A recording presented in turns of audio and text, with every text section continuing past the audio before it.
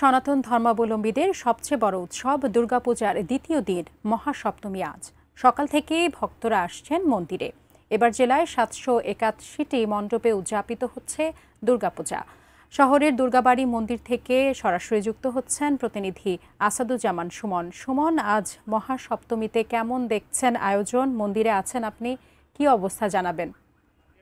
আপনি যেমনটি বলছিলেন যে হিন্দু ধর্মাবলম্বীদের সবচেয়ে বড় যে ধর্মীয় উৎসব দুর্গাপূজা সেটি কিন্তু আজকে থেকে একেবারে আনুষ্ঠানিকভাবে শুরু হয়েছে এবং সেটি কিন্তু যথাযথ ভাবগাম্ভীর্যের সাথে এবং আনন্দের সাথে কিন্তু ময়মনসিংহবাসী উদযাপন করছে। আমি এখন রয়েছি ময়মনসিংহের নগরীর প্রাণকেন্দ্র দুর্গাবাড়ি যে মন্দির রয়েছে সেই মন্দিরে এখন কিন্তু পূজা চলছে। আপনার সকাল থেকেই ভক্তরা কিন্তু ওই এখানে এসে পূজা দিচ্ছে এবং বিভিন্ন রকম ফল সহ ফুল দিয়ে ভক্তরা কিন্তু দেবী মায়ের যে কৃপা সেটি কিন্তু লাভের চেষ্টা করছে।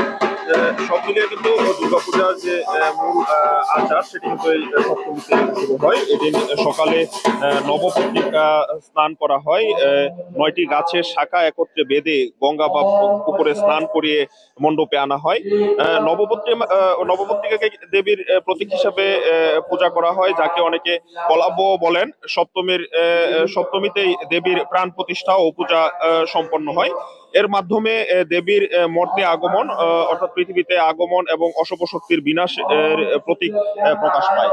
সব মিলিয়ে কিন্তু এই ময়মনসিংহের যে এই দুর্গাবাড়ির মন্দির, এই মন্দিরে কিন্তু কিছুক্ষণ পরেই যে পুষ্পাঞ্জলি সেটি কিন্তু শুরু হবে।